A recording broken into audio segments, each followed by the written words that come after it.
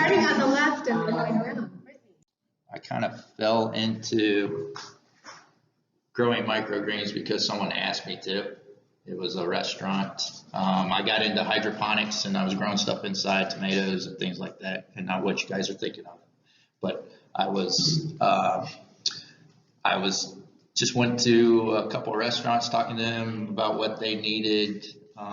There were big companies that were taking care of their vegetable produce needs, but they said, hey, the guys that really seem to screw things up are the microgreen growers. There's guys that were supplying microgreens, and so I said, hey, I'll give it a try. That was 2 or 3 years ago. So I learned a lot.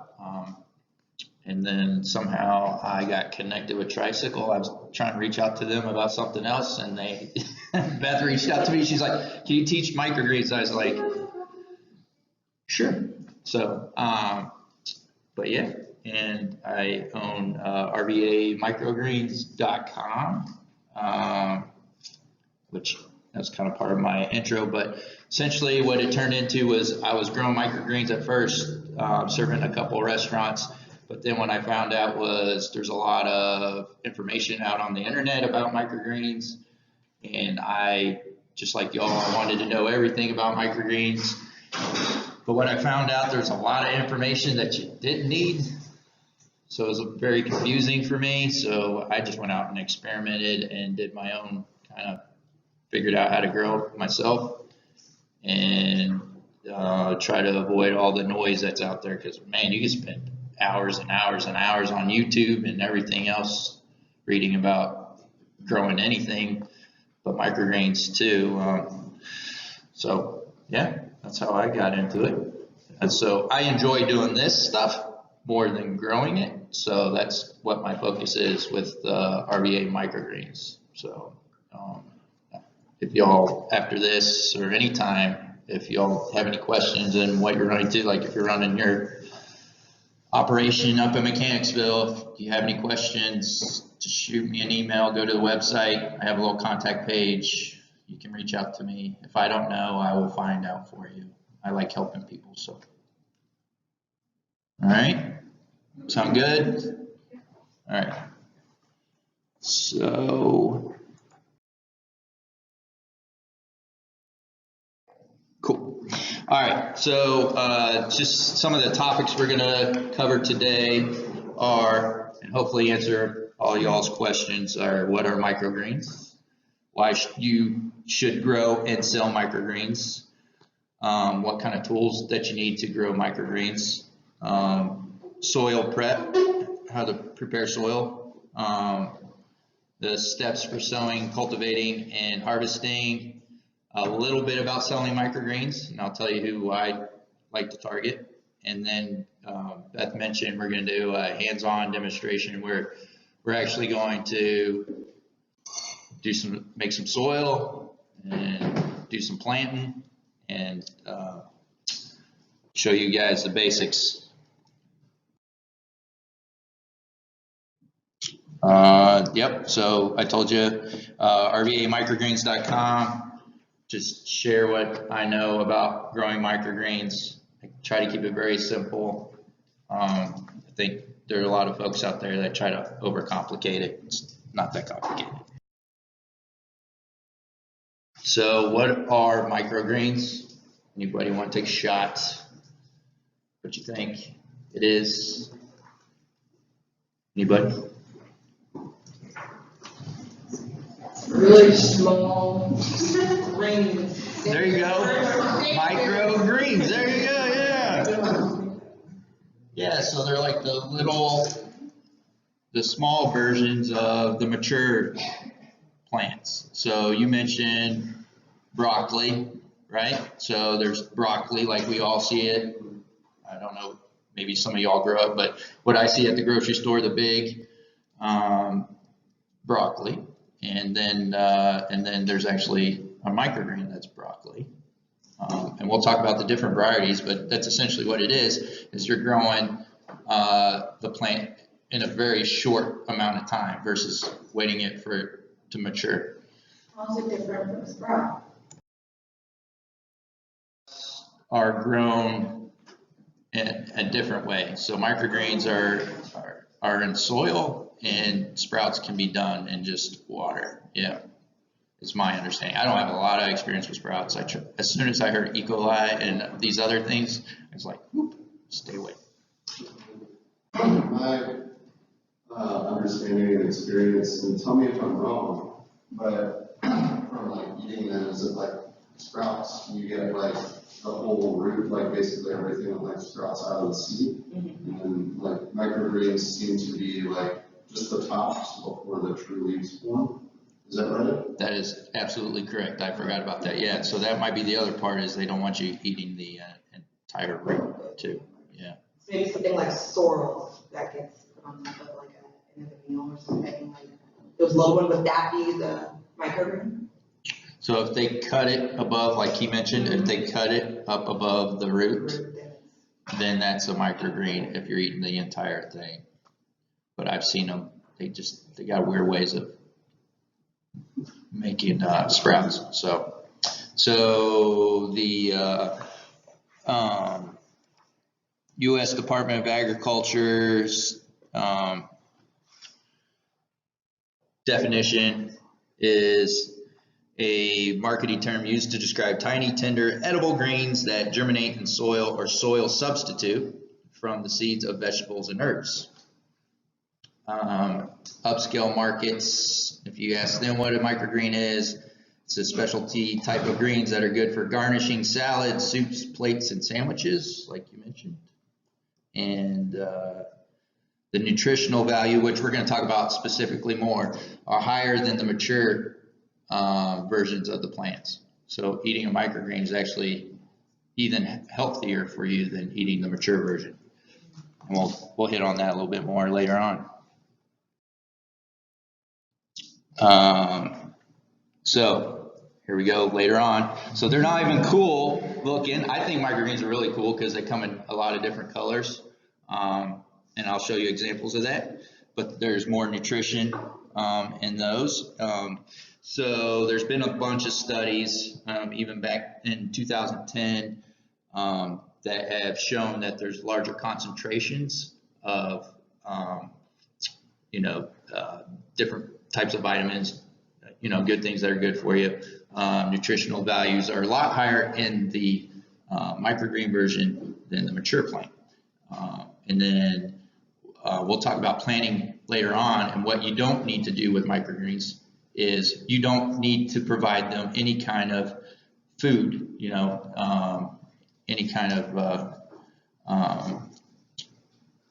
amendments or anything in your soil is not necessary for a microgreen, because one, you're growing it a short amount of time, and two, the microgreen already has everything in it that it needs to grow in that period of time. So on mature plants, you got to keep feeding it and feeding it and feeding it over and over again, depending on what the plan is for it to grow to its mature version. With microgreens, you don't have to do that. It's got everything that it needs in that seed. So one of the things that microgreens has abundance of is vitamin C, which is everyone knows is an antioxidant. But let me see, this example was, that's a radish microgreen. It has just as much, let me see, what was the study? It says there's a whopping 20 milligrams of vitamin C per 100 grams. That's almost twice the amount of vitamin C found in a tomato. So in just a little small amount of a microgreen. Another nutritional value is, they tell you to eat carrots. It's good for your eyes. It's got cancer fighting elements to it. Microgreens have very high levels of beta carotene as well. Vitamin E, and again, I'm telling you that these things is one thing I found is, yes, you can go to a restaurant and sell it as a garnish, but when you're talking to folks, especially at farmers markets, and you tell them about the benefits of eating these things, if you start talking about, hey, it's got vitamin C and it's got vitamin E, and if you can tell them specifically, hey, compared to eating a whole tomato and you eat this much microgreens. So it's just a good selling point. Yes, ma'am. Can I ask you a personal question? Sure. Do you like personally just like chat on a whole plan of these things? Because like I see what you're saying about like vitamin content, but like you have to eat like 100 grams or something, which is like a bowl, you know? It's Yeah. not like the garnish you get on food. So what do you? I mean, how are you eating these things? when I was growing them a lot, I was eating a lot of them. My favorite one was kale, so I would take a whole like flat of kale and actually make a salad out of it. So I guess the answer is yes and no. Right now I don't, but I get what you're saying. Yeah, you gotta eat a lot of it, but just to prove, you know, just make a point that these things are high in nutrition. But yeah, you would have to eat a lot, but yeah, no, it's a good question. My kids love them too. So let's see what else we got.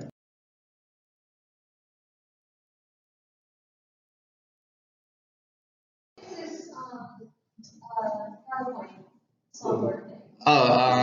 It's PowerPoint. It's PowerPoint. PowerPoint. It kind of looks a little Prezi-ish. Is it like Prezi? I think it is. No, it's not Prezi. It's on PowerPoint. Oh, thanks. It's just the micro. It's one of it's the It's the micro. so appreciate it's one of those things I start doing and then I could stay on there forever and just keep tweaking it. But yeah, it's a fun piece of software to play with. So again, microgreens. There's essentially a microgreen for every type of vegetable you can think of. And you know, here's some examples here.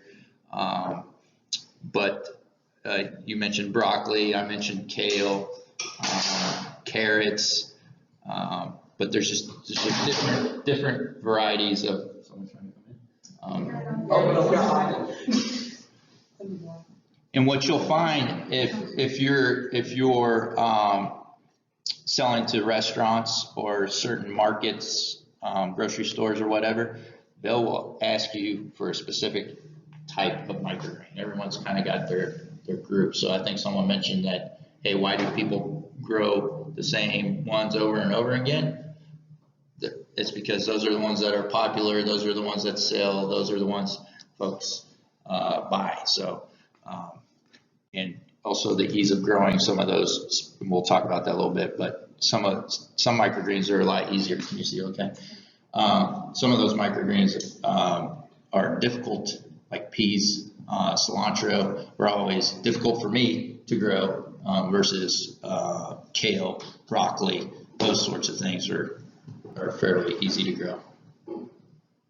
You have a question?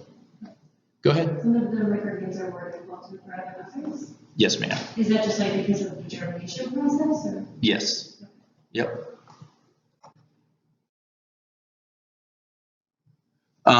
So why should we grow microgreens? As I mentioned, what I found is they're easy to grow. Again, depending on which one you're growing. The operational cost for me, I'm a business guy, so I like numbers and spreadsheets and all that stuff. But operational costs are very low compared to growing the mature versions. And they have, if you do the soil prep right, you set up your room or your greenhouse or wherever you're growing, right, it can be very low maintenance. It can be one of those things where you plant it, and then you might do something in 3 or 4 days, and then you don't touch it till harvest. So it can be that low key as far as maintenance goes. They have a short growth cycle, 7 to 14 days. And then the big thing for me was, and why I got started, is it's a very low cost to start growing microgreens versus some other things that are out there.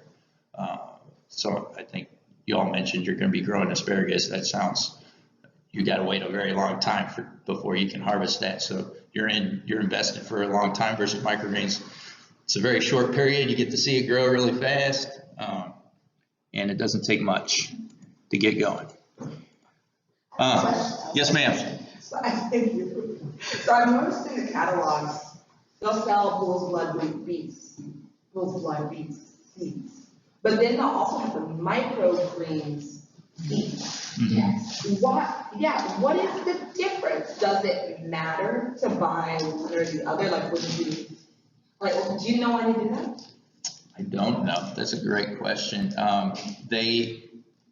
What I found is there hasn't been a difference for me in what I've grown between a regular just seed and microgreen seeds. Microgreen seeds typically,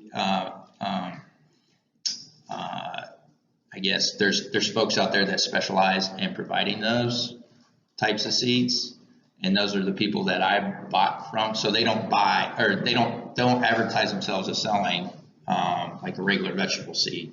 They advertise themselves as a microgreen seed. So I don't know completely the blue blood or what was it? Bull's blood. Yeah, the There's real. a bunch of them they'll do. Yeah. I'm just curious, like Johnny's seeds will have the normal beet section, and then they'll have microgreen section. Yeah. And I'm just wondering if they're trying to make more money off of you, or is it the same thing or not? I mean, I believe it's the same thing. I'm not totally sure in that answer, but also too, if you're buying things off the internet, you know, they're advertising specifically to microgreen growers. So somebody might be looking for the mature version and look it up. So they separate it. So when you go land on their page, it's microgreens, right? You'll be more likely to buy a microgreen seeds if that's what you're looking for and it says microgreen seeds, versus if you go to just a regular vegetable landing, you know, a bull's blood regular seed landing page and be like, can I grow this as a microgreen? I don't know. So. But if you're growing as a microgreen and you're just getting, case of point, cilantro or kale. Mm-hmm. If I just get regular kale seeds and harvest them when they're micro, as opposed to letting the full plant grow, then it's a microgreen, but it's the same seed. Yes, ma'am. So is it not true across the board? That's been my experience. Is it hasn't mattered what microgreen seed on the package or regular seed. Really just when you harvest it. And it's how you cultivate it too. So how you sow the plant. So like kale, for instance, you would plant in like a row, and there's this, right? You got maybe 9-inch, 12-inch spacings for kale versus microgreens, and we'll talk about it, but it's a very more dense planting. So they don't grow like they would if you were planting them to harvest them as the mature version. Yeah. Yes, ma'am.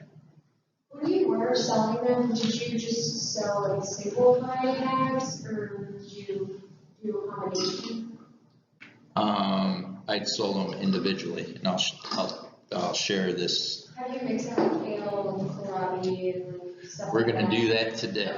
I brought a mixture. Last year we did singles, and I brought individual bags of I don't know, 8, 9 different varieties. And it took us all a long time to figure out what we wanted to plant. So today I just brought a salad mix that we're all gonna do. So. I just wondered if you have any combination for it. I haven't, and I'll talk about more who I sold to. They dictated what I grew.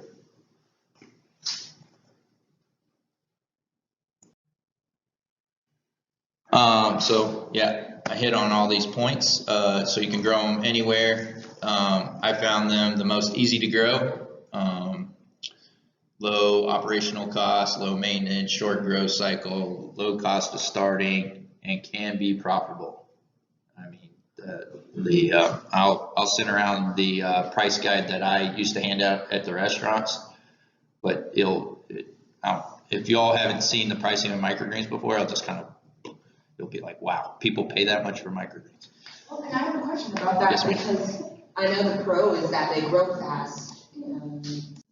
Pretty profitable, but at the same time, you have to keep buying those seeds. Is it still a lot less than growing a kale plant, trying to maintain that and irrigation and all the other things for over the course of 3 months or a season? You still think it's like less expensive to do over and over like the seedlings as microgreens? It's more economical to grow them that way than to grow kale like a mature plant? I don't have any experience selling mature plants, Mhm. so I couldn't speak to that. I don't have the patience for it either, so that's why I got to turn to microgreens and hydroponics and that sort of stuff, because that stuff grew really fast and you can kind of see what you're doing in a very short amount of time. So what do you need to get started for microgreens? So you need tractor and all the devices there I'm showing you. No, you don't need all that. So it's not traditional tools, but things that I found you must have: an area that receives at least 12 hours of sunlight, or grow lights. I did mine under grow lights. I like shallow propagation trays, and we'll show you examples of that today. Soil with storage. So wherever you're keeping your soil, you want to take care of it. Seeds with a shaker bottle. A water spray bottle. And I'll show you, I got all these tools with me today so I can show you. My favorite harvesting, everyone has their different way of harvesting microgreens. I found, for me, was a chef's knife. And I'll show you a video of how I harvest microgreens with a chef's knife. A scale, if you're selling to grocery stores or to the restaurants, so you want to weigh what your produce, your microgreens. So when you tell them, hey, this is 8 ounces of microgreens, you're actually got a scale. And then packaging. Not some restaurants, like some of the guys I talk to say, hey, I want you to put your microgreens in a certain container just because it's stacked nicely in there where they kept their produce. And if you deal with grocery stores, obviously there's you got to kind of fit what they need as well. So those are the things I found that you need to get started. Yep.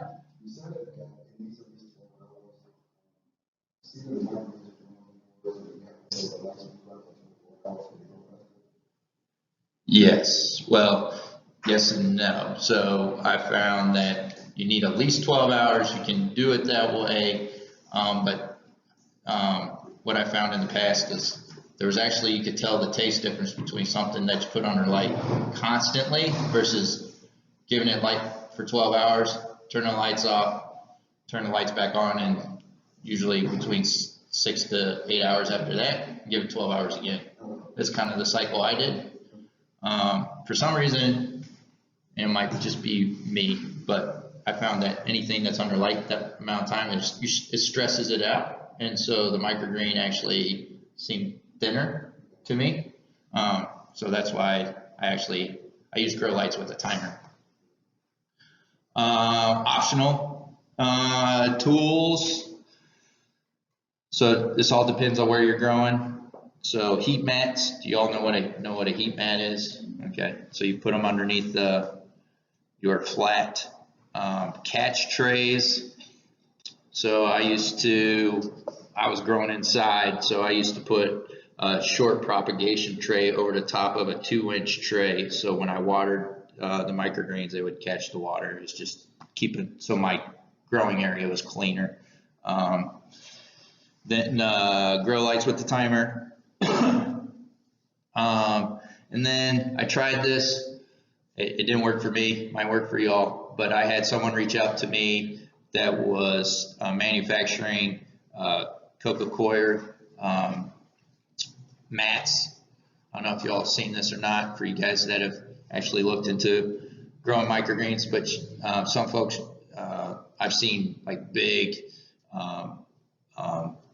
farms, big microgreen farms, they actually use a mat, and they don't use any soil or anything, and to grow their microgreens right on this coco coir mat that's very thin, looks like carpet, and they plant the microgreens on it, and that's what they use. And then they harvest off the mat and toss the mat away, and they just keep doing it. They pull it out like a rug. It's really crazy.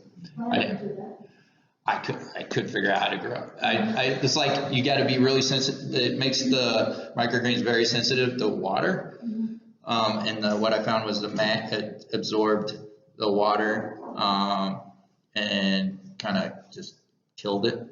I didn't have any luck with it, so I'm not the guy to ask about that. But I've seen there's someone out there that sells microgreens online, and I've seen their pictures of their facility. I think they even have videos of it that they all their microgreens are planted on coco coir, so it's very unique. Anyways, I had a guy reach out to me. He said, "Hey, will you mind trying my mats out?" And I did, and I failed. So I said, "These aren't for me, man. Good luck to you." But it's pretty cool. And that's more of a hydroponic type of method of growing microgreens too. So it's pretty cool.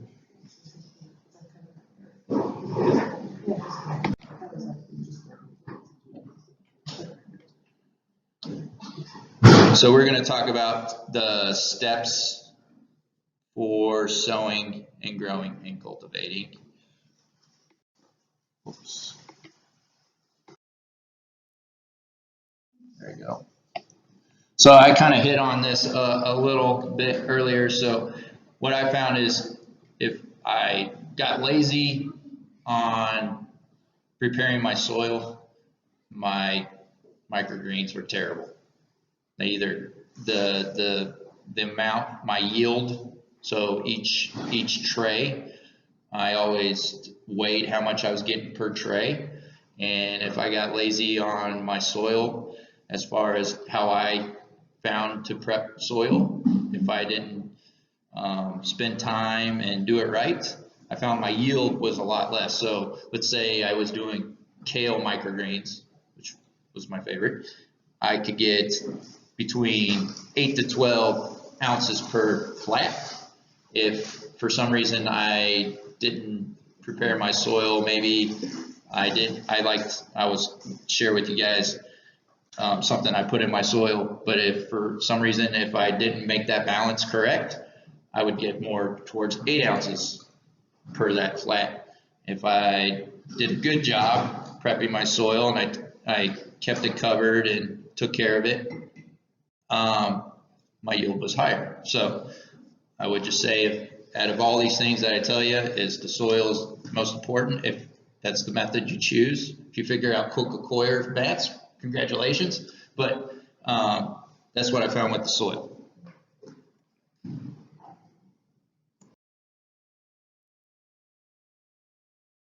So I mentioned, and Beth and Kayla brought some today.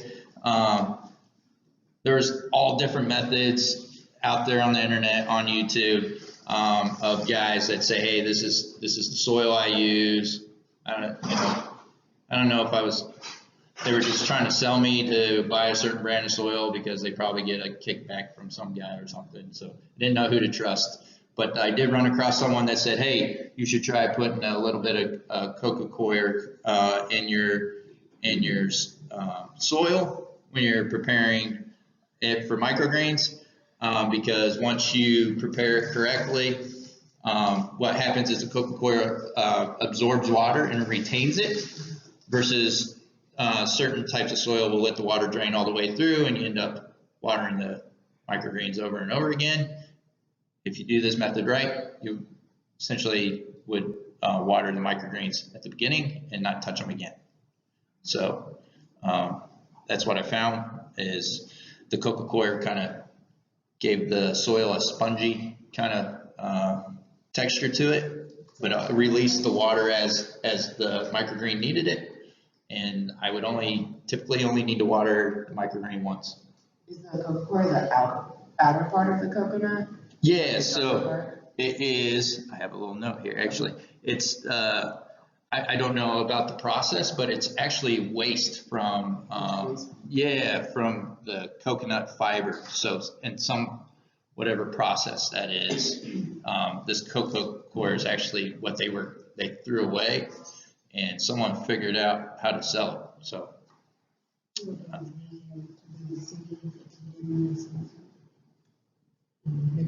Oh, that's what I want. Oh, okay, cool. And then, What were you all doing with it? greenhouse, making our seedlings, Mhm. and our, seedlings, product, Uh-huh. and we'll use some coconut. Oh, the little The pod things? Yeah, and you stick the seed in the middle of it? Those are, yeah. Yeah, that's right, yeah. So what I found is the optimal mixture is you take 75% soil and then 25% coco coir. We'll do it today, but that's about, and just eyeball it. Don't worry about measuring it. You might want to measure it the first few times you do it, but eventually you'll just, and I'll try to show you today, is you can almost kind of keep an eye on what you're doing, and you don't have to measure it.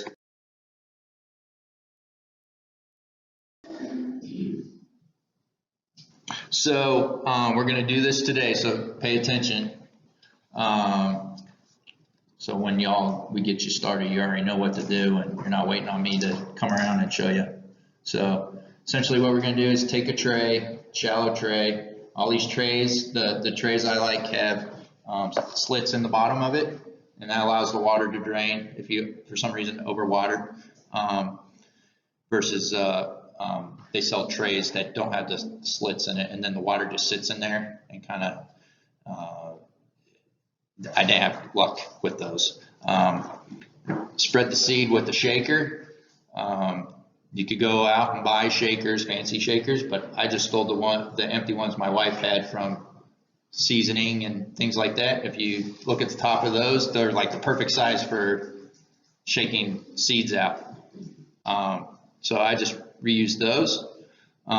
So spice shakers. Let's see. So for smaller seeds like kale, amaranth, mustard, wasabi mustard, should be able to seed 2 10 by 20 inch trays with about 2.5 ounces. So if you want to measure, when I first got started, I used to measure how much, so I'd take a shaker and put on the scale, fill it up till I got about 2.5 ounces on the scale.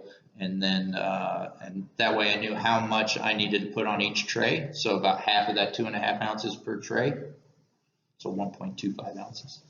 But that way I knew I wasn't overseeding or underseeding the tray. So, but once you keep doing it over and over again, you'll be able to eyeball it. So after you shake the seed on top of the soil, y'all with me so far? All right, cool. Then I found if you take a spray bottle, you just mist the top of the seeds when you're done. And then that's right before, make sure this is the slide we talk about it. So, I'm sorry, mist the soil before you shake the seeds. That way the seeds don't bounce off the soil. So I found out the hard way. So you shake the seeds on dry soil and it bounces right off. But if you miss the top of the soil, then the seeds stick to the soil. That way you don't lose seeds. And you just kind of shake the seeds across like you're mowing your yard. You do it in rows. You try to do it in even amounts. I don't know if you guys can see that. See the seeds in there, but that's the density of, again, like an amaranth kale, broccoli. That's about the density you want to do when you're planting that type of variety.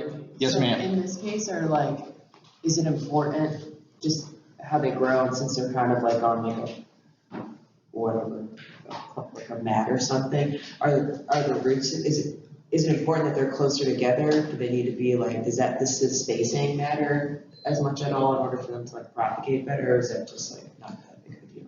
Not necessarily for them to, and you definitely don't want to overseed. If you overseed, then you'll have issues with them all propagating, right?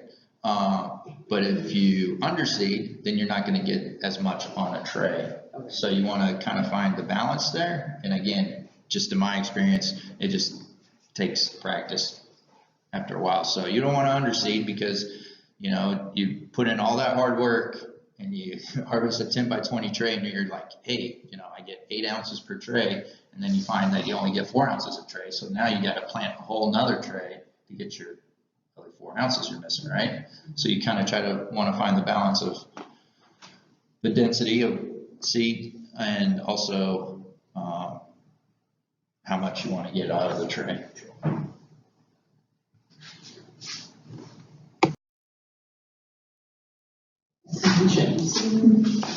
So again, Beth hit on it earlier. My big thing with microgreens is don't overthink it.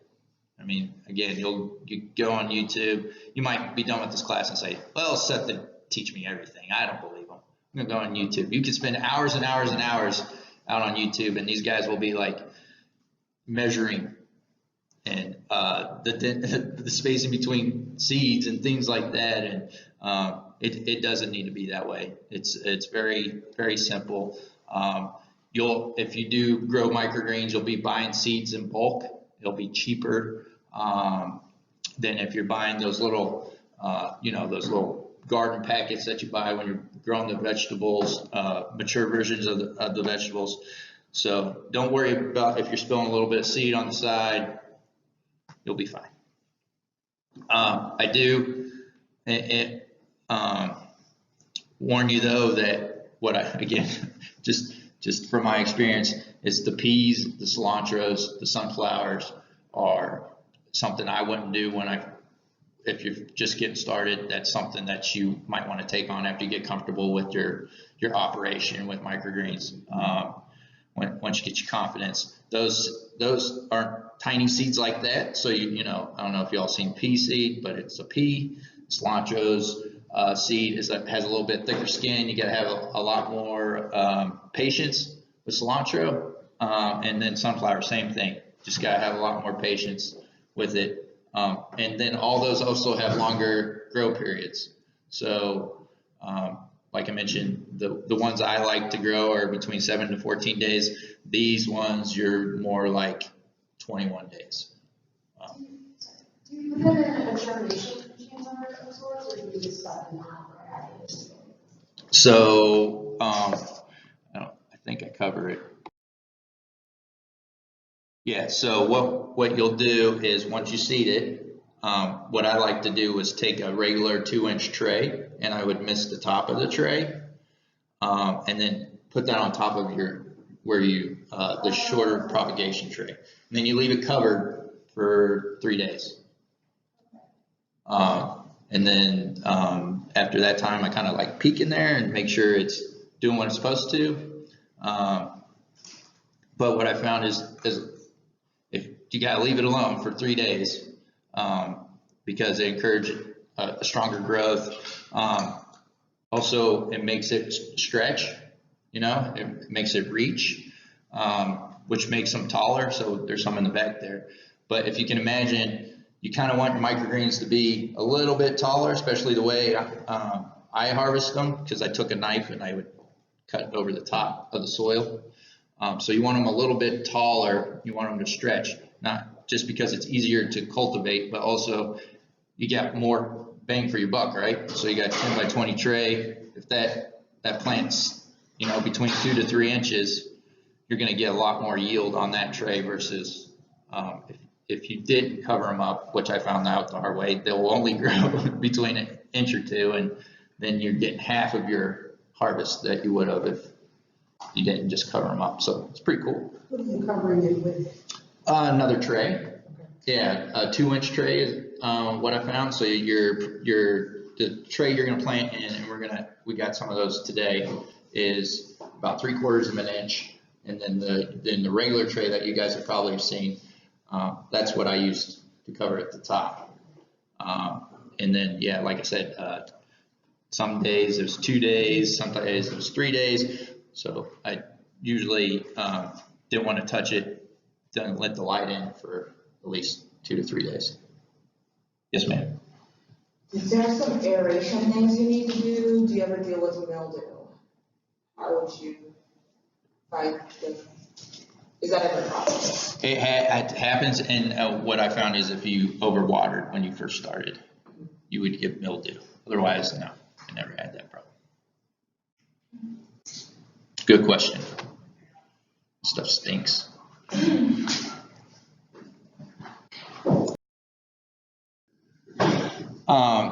So the point of this slide to this slide is, even though I'm telling you all how I grew it, there's still folks out there experimenting, finding new and better ways of doing it. A lot of these guys grow microgreens for a living, so they're trying to find a way to cut their expenses, because that's the way you make more money, right? So some of these guys have tighter operational area, so they're tight on space.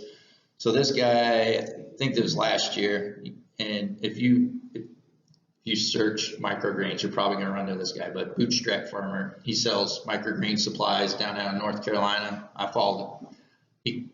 kind of followed him when I first got it started, so he's been going at it for longer than me, but so he sells supplies, but he's a good guy to follow on like Instagram and everything. He shows some tips on growing, not just microgreens, but he has his own farm as well. So, but he had an idea here where they instead of, like I told you, take your tray and then stack it or cover it up with another tray, and then you would have to put your tray side by side or all the way across. So what these guys found is, instead of doing that with some types of microgreens, it doesn't work for all of them, but they were stacking them on top of each other without putting a cover over the top of them. So, and he was putting like wax paper in between. But anyways, the point of that, I never tried that. Point is there's lots of different ways to grow microgreens. So if you see something, just try. That's how I got started. Just try it. Are you doing that so that the water's not evaporating from the soil? Or what is the point of covering it up? Covering up so it doesn't get sunlight, for one, so that it's just the propagation period. Yeah, to retain moisture as well. But I didn't try that method. It seemed a little advanced for me. So.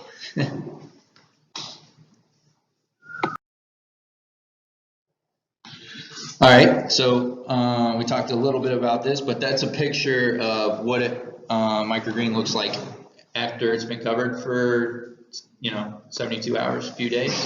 So they look yellow. So don't panic. That's what they're supposed to look like. Yeah. It looks like that one's been uncovered for maybe a day or so. Yeah. So when you uncover them, they're going to look yellow, and then it's pretty cool. Within a day, they start turning green. So we talked about it.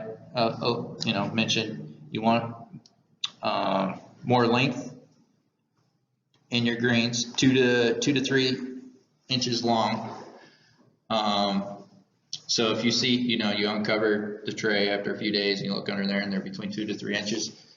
Take the tray off, leave the tray off, and then back to 12 hours a day in sunlight or grow light. All right, any questions so far?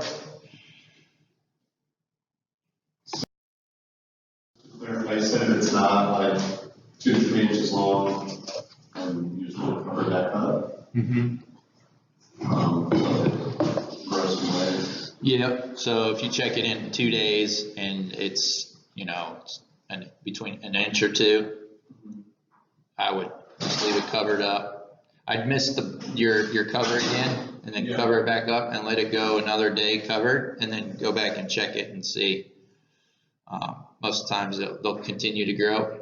Sometimes, like I said, when I got lazy with my soil, there wasn't enough moisture in the soil, so that they just kind of gave up on me and I had to deal with the shorter plant. So. Temperature. It should be wing temperature to 78, or what's kind of a good environment? Yeah, so like mid 70s to 80 degrees is perfect. Some airflow, just like a greenhouse, a little bit of airflow going on is. Do they like humidity a little bit or not? A little bit, so that they, with the, initially in propagation, most definitely they like humidity, but once you uncover them with microgreens, it's such a short growth period that I found that, any more water was more detrimental than good. So you kind of just let it do its thing. And you said you don't need the water after that initial water. As long, if y'all do it with the coca coir, I found that I didn't need a water most of the time. I'm not saying all the time, but majority of the time you don't need to do it again.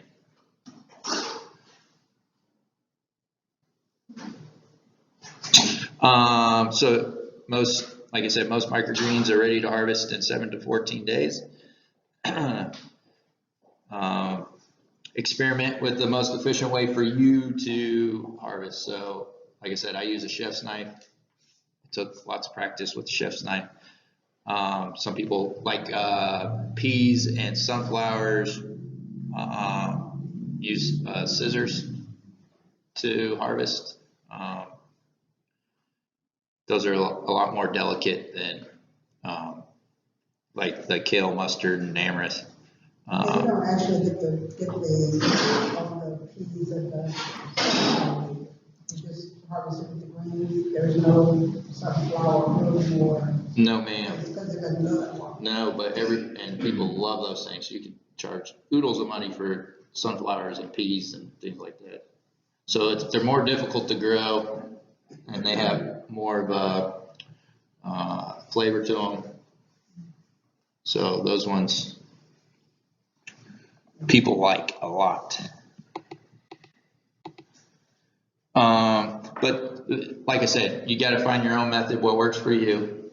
But the thing I kind of focused on was I didn't want to touch those microgreens. Hopefully not more than 2 to 3 times. So the more times you touch the tray, the less money you make, because you got to factor in your labor cost, right? So I always try to find a method where I only touch that tray a couple times. So here's a video. Hopefully it'll work. Maybe. Let's see. All right. So I think someone mentioned how long do microgreens last after you harvest them. So what you want to do, that's the type of container I used to put my stuff in when I was selling them to the restaurants. What I would do is put them into that container, immediately get them into the refrigerator, and then hopefully I'm delivering them that day or the next day to my customer, because they usually only last 7 to 10 days in the refrigerator. So just same temperature that they're keeping all their other produce at. Doesn't need to be anything special. The restaurants I dealt with liked that particular container because they were able to stack them in the refrigerator. Then their sous chefs and whoever else was grabbing stuff, grab that, put it back. But yeah, so the key is to refrigerate them immediately.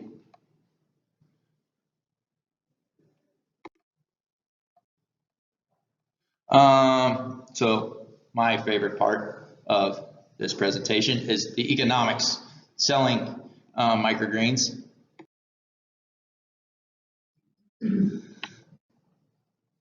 All right, so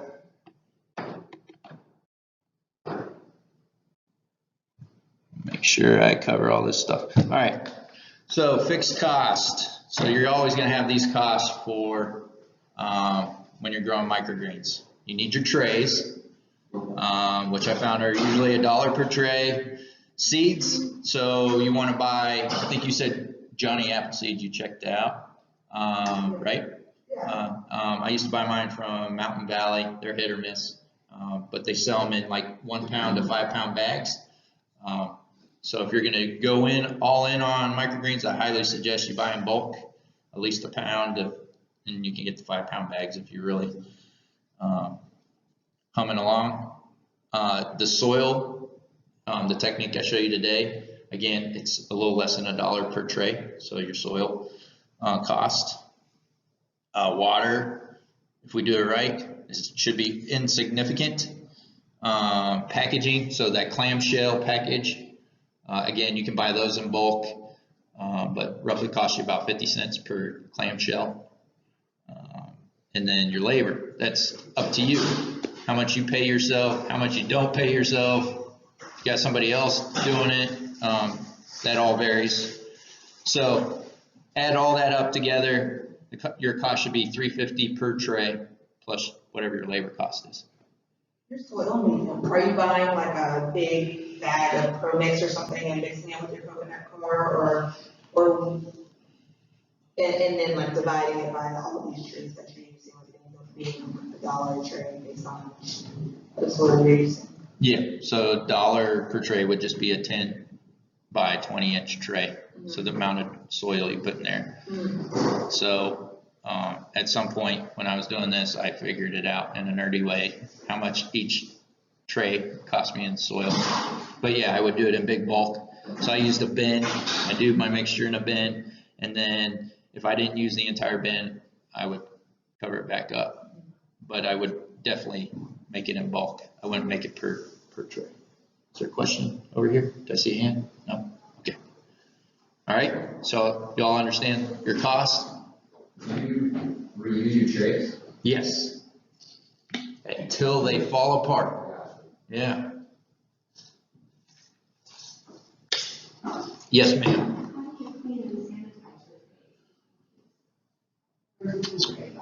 I didn't worry about it. So. It's going from harvest to street. Yes, so.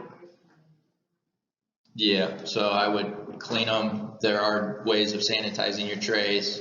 Again, I tried to, there's a certain level you get to where you got the health department that needs to inspect your operation. Did y'all have a class of that yet? We will cover it in the fall. Okay. The general rule, if I'm hearing you say it, that we also know is from harvesting on the farm, once you do more than one cut, then it becomes a value-added product. And falls under, it's like a prepared product, and there's also under different rules. But what you just did, and what we do on the farm, is just one cut, harvest, and the package. Yep, and get rid of it. Get rid of your Still soil. under the different rules that are like produce safety and all that kind of thing, but not like processed product. Yeah. Right? So one time I read into what the health department allows you to do. It really depends on that. How many times you use that. That's another reason why I don't reuse my soil. And then the other is your packaging. If you seal your package, you got to invite the health department over to see your facilities where you prep it and everything. So if you seal it, if you can open it, if you put it in a paper bag, you're good. But if you seal it, like at the grocery store, they seal around the outside. That health department has to see your operation. Does that include, when you say seal it, does that include like a Ziploc bag or just snap in a container shut? Or is that like putting an additional seal on top of that? My interpretation, I'm not a lawyer. And they have lawyers come That's right. So my interpretation, I'm not telling you this is the way to do it, but as long as you don't seal it, like heat seal it, you all know what I'm talking about? Put the plastic around there. Yeah.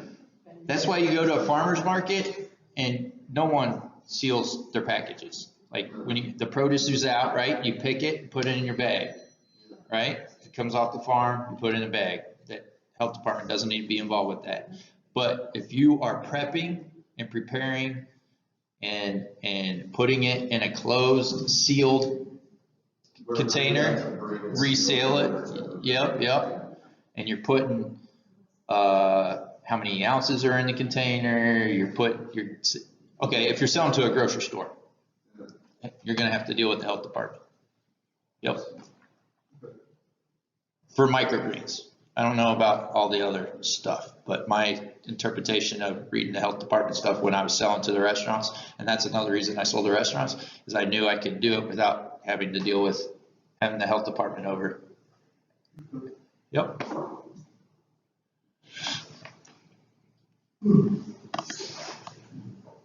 Let's see. All right. So I hit on this a little bit earlier. I'll pass this around. This is actually the price list I used. Gosh, it's been a couple years already. That's the price list I used. So I'd have a price list that I sent or handed out to all the restaurants that I wanted to do business with. But anyways, you should get a yield of 8 to 12 ounces per tray. So that if you know if you're in that range, you're doing good. Pricing, it's about $3 per ounce for a microgreen.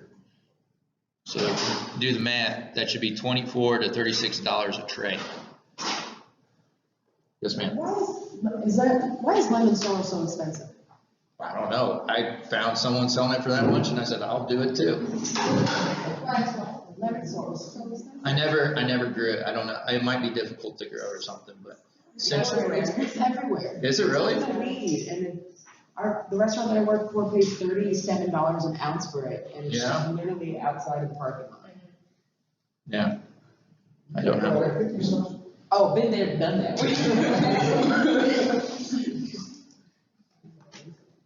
So yeah, $24 to $36 per tray. And what I tell you, your fixed costs are $3.50 per tray. So your difference between $24 and $3.50, somewhere in there is your labor, and then the delta is what you make on a tray. I have a question for you. Yes, ma'am. Do you have like a cost for your personal wage for doing this? Like, and how big was your operation? It was me. Well, I mean, I'm saying how many trays do you have going with it? It seems like initial step might take a second. Yeah. And you just missed it occasionally. Like, it seems like over.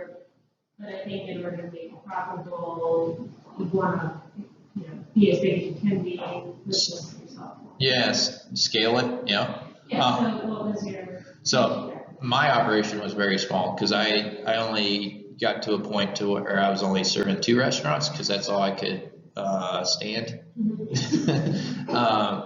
But I think I was growing. So like I said, I was growing mine indoors with grow lights. So I had a 1, 2, 3, 4, 5 shelf system. So I was doing like 20 trays at a time. And it all depends on what variety you're growing too, right? So they're going to be on different cycles. It also depends when you're delivering your product. So, I try to get mine on the same day. So it would not overcomplicate things for me, keep it simple, right? So I think I was delivering on Thursdays for the weekend. So I would time my days that I was planting to make sure, if it's 7 to 14 days, I'm planting for, a week or 2 in advance. And then you just got to figure out, how many trays you need for that next week or 2 weeks down the road. And then that depends how big your operation is. Yep. And like how many hours a day do you spend too? 2 hours maybe. Harvest days maybe a little bit heavier, and then jumping in the truck and taking it to the restaurant. I was doing all of it. I couldn't get my wife to help me, so. Did you like grow after people ordered? Like, so there was no waste, or did you ever throw anything out? Yeah, once I got going, I would just grow what I knew they needed. I didn't grow what I thought they would need, because, yeah, or what I was eating. I was eating some of my, what I was eating too, so. But yeah, everything I grew was dictated by the customer. No?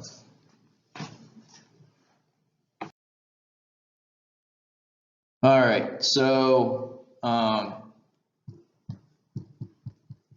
for me, what I recommend when folks get started is target the restaurants. She just mentioned how much they pay.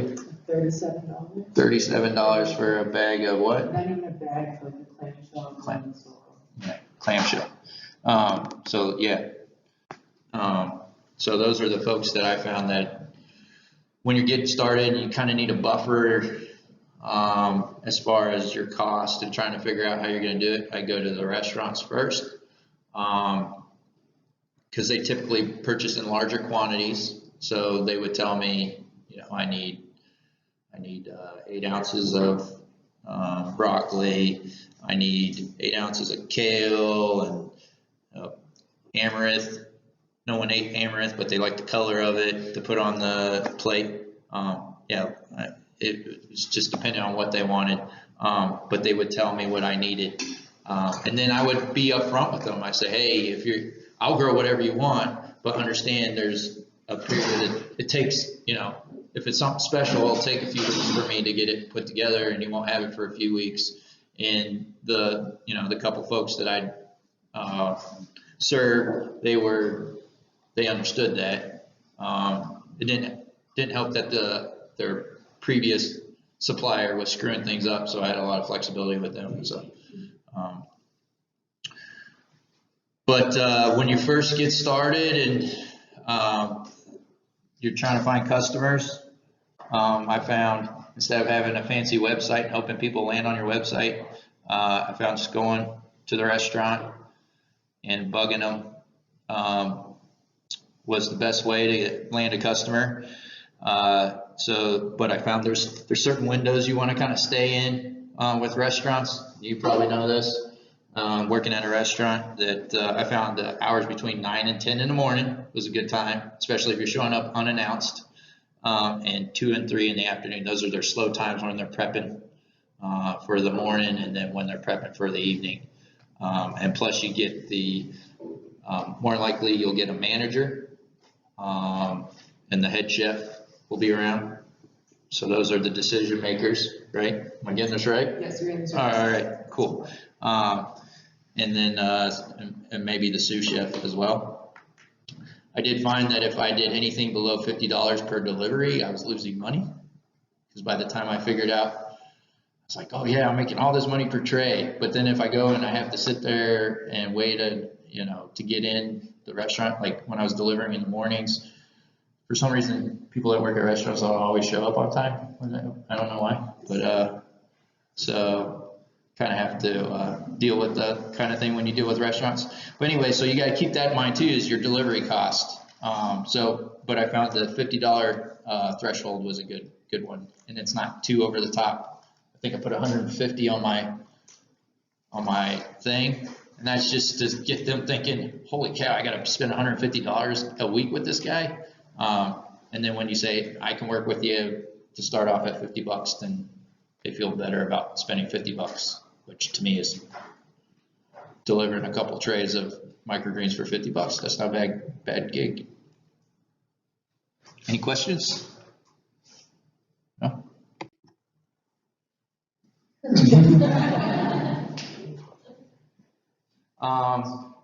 Was there anything I didn't cover that you guys wanted to hear? No? Man. Anything you do to enhance the growth